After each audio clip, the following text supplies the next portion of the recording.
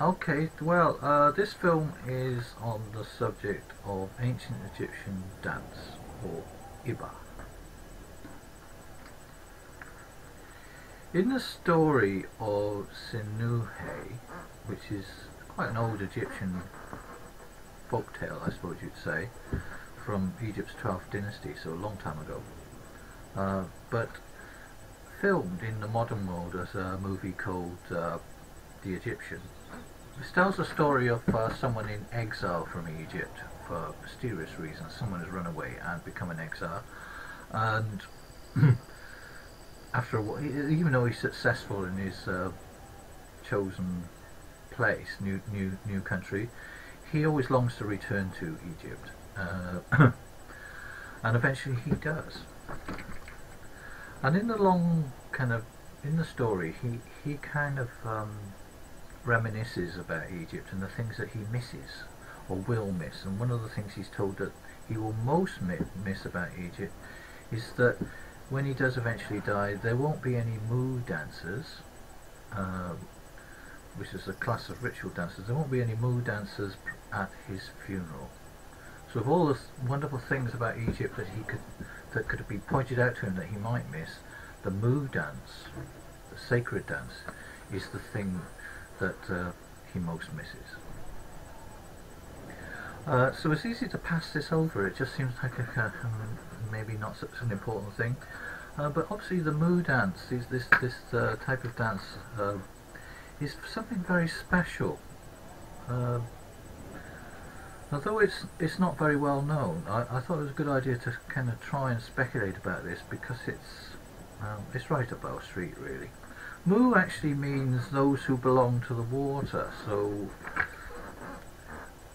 it's difficult to know exactly what that entails. But one possibility is it refers to the ferryman, to the people who ferry you over the river to the other side, which is a kind of nice metaphor of the process of death.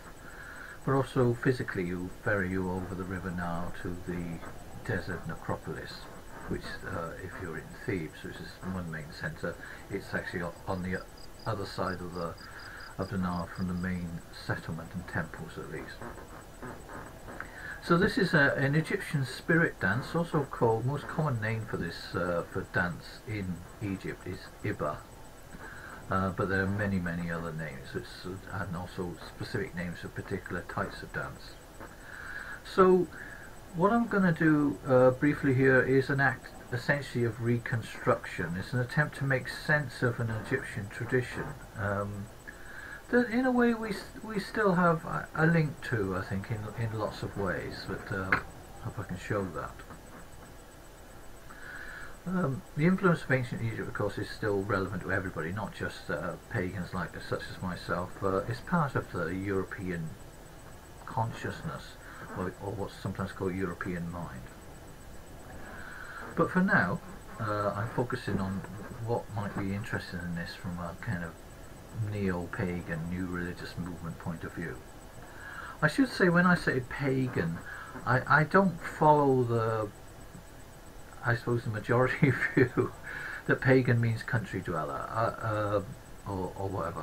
I think that's a possible interpretation, but as far as I know, that interpretation of the word pagan only really got any traction in the West in the scholastic period, in the European Middle Ages. The original meaning, and another possible original meaning, is that it's a kind of new religion, really, of the classical world, and it's really those who haven't signed up. It means civilian is one possible meaning of pagan. Those who haven't signed up to the kind of army of God. I mean, usually meaning Christianity was kind of, at the time, used this kind of quite martial way of describing their religion, and people were enrolled.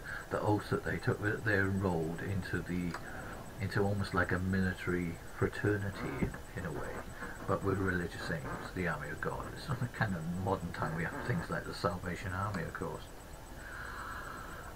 It interests me too that paganism then is a interfaith thing.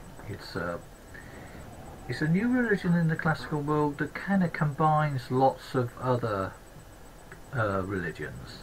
Perhaps you'd say the best bits, the bits that they need to keep, because they're under pressure. They're under pressure, if you like, the writing's on the wall.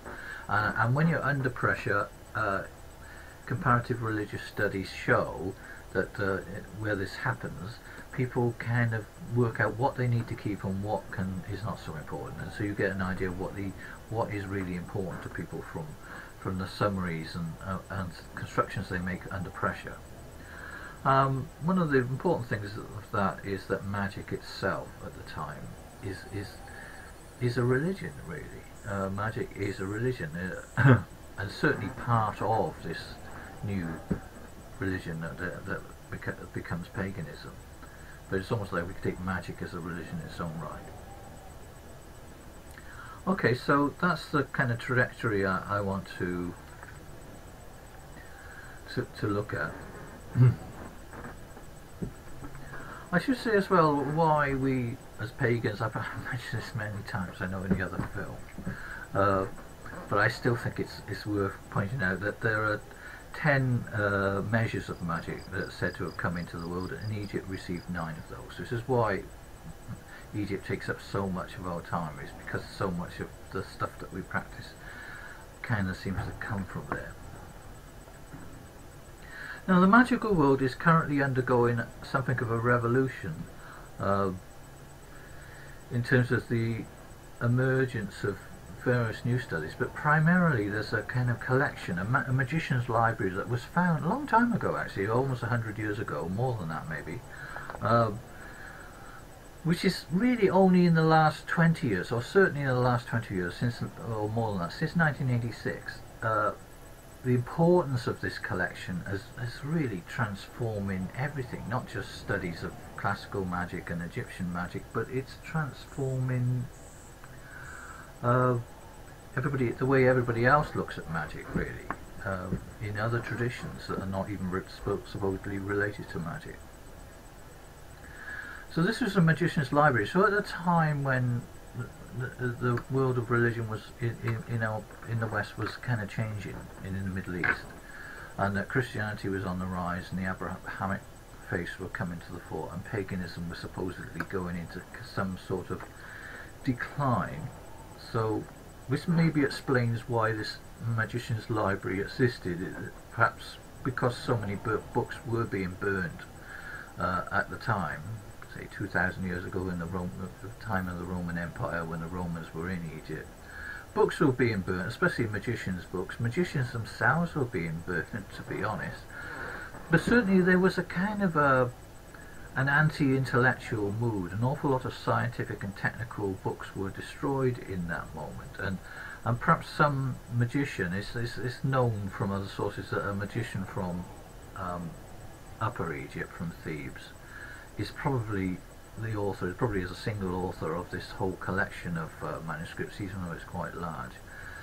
Perhaps he, realizing that the writing was on the wall, or perhaps local conditions, local pogroms in a way, local sort of agitation by Christian groups and other religious groups to kind of get this material and destroy it if they possibly could. Perhaps that's why he thought, as a precaution, he'd do what a lot of people had done when they want to preserve manuscripts. He sealed them up in clay pots and buried them in the desert in a secret spot that he could find later. And if you've ever been to that sort of area, you realise that there are plenty of nooks and crannies that you could hide something that would probably never be visited again for a very long time, unless you really know where you're going.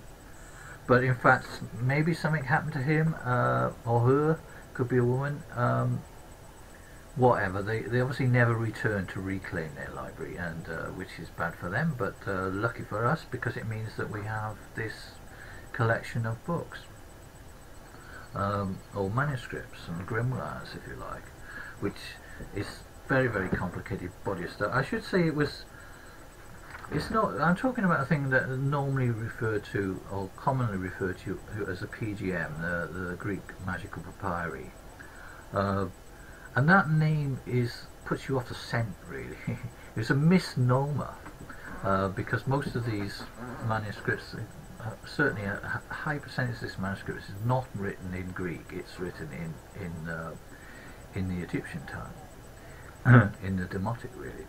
So, but because they kind of eradicated, because of a Greek bias, because of a bias towards Greek culture, they tended to kind of only find interesting or see the Greek collection. So they kind of named it that, and that kind of gives you the impression when you hear that name, the Greek Magical Papyri, you probably think, oh well, it's all Greek material, it's not Egyptian material at all. But as with so much of this material that we get, the context and the writing and the authorship is actually Egyptian. It's a real centre of learning and synthesis of this sort of idea, material in the ancient world.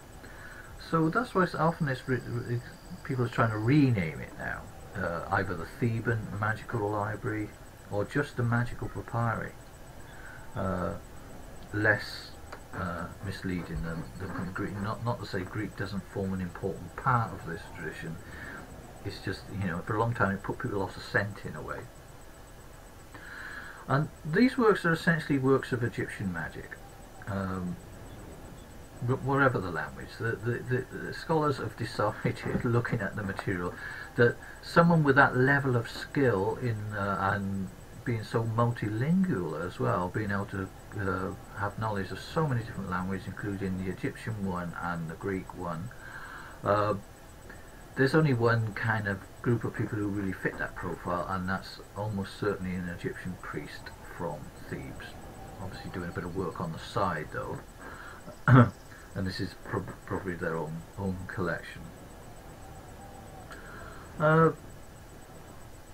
One of the other interesting ways of looking at this collection, I know we haven't gone on to dance yet, I don't know, but I think this is an important context because, you know, they're connected. The dance is a way of giving life to this material. They're connected. You know, you may well have heard of a kind of collection of philosophical texts called the Corpus Hermetica, which are, I suppose you say, theological or philosophical texts, again made in this same period. They're an attempt to kind of to boil down the essence of truth, especially from an esoteric point of view, and to write that down in a series of Neoplatonic dialogues, I suppose. So the Corpus Hermetica, again, it has the same context really. And one way of looking at the Corpus Hermetica, that's the kind of theory, and the underlying religion in the Corpus Hermetica is Egyptian, essentially, if you look at it closely enough, even if it might be intertranslated into Greek gods and goddesses most of the time. Say for instance in the case of Helios, it's obviously clear that they're talking that they could equally well be talking about the Egyptian god Amun. And the connection, the Corpus Hermetica could be thought of as the theoretical, and the Magical Papyri, the Greek Magical Papyri, if you like, that I mentioned just now, they're the practical element of it. Theory and practice, they belong together in lots of ways, and one makes sense of the other.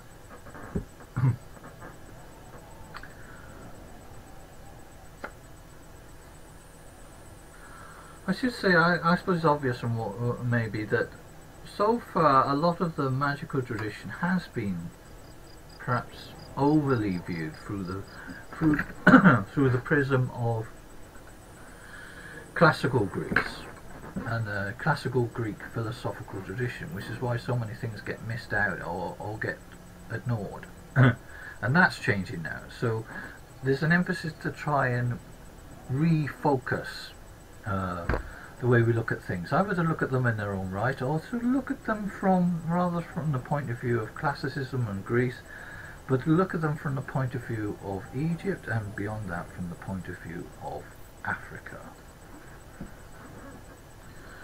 Now, the guy who made the classical edition of the PGM argues in his intro, in fact, that we might, in fact, view magic of the time that these things were written.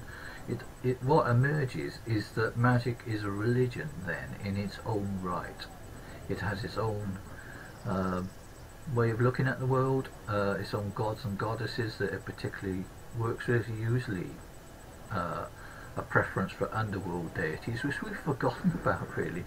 We assume that, you know, we've forgotten as modern pagans that a lot of the gods and goddesses that we work with would have been considered quite night-side underworld deities in the ancient world, and we're happy with that. And there is also, I suppose, a concentration in the magic of the time, as you get in these texts, on what you would call Typhonian deities, not just underworld, but slightly threatening, awesome entities in one way or another. So those are the kind of ways that I approach this material. And as I say, there's a whole lot of, I mean, I'm just giving you my ideas, there's a whole lot of people in the contemporary magical community now who are very busily engaged in excavating this rich collection of texts, and it's probably going to take a while before we fully get it on board. And one thing that you spot with all this is there's the continuity from ancient magic over time, over vast periods of time, between prehistoric or the pre-dynastic stuff to even into the modern world, really, which is a theme that I often explore. And as well as continuity of ideas, there's also innovation, right? There's continuity and there's change. New ideas pop up all the time, and new things that are found to be useful for the magician to do. A good example of that would be in the classical period the rise of the mystery cult, which is a kind of religious innovation, really. Nobody's quite sure if it existed like that before. The examples of the cult of Isis and all this kind of stuff that we know of from the classical world. There's some indication that there may have been something like that before, but that's another issue. So whenever we get involved with magic, we're dealing with a religious tradition that's extremely old and familiar, but it always very soon takes us back to our very beginnings, to the origins of things, to the kind of first things that we did, really.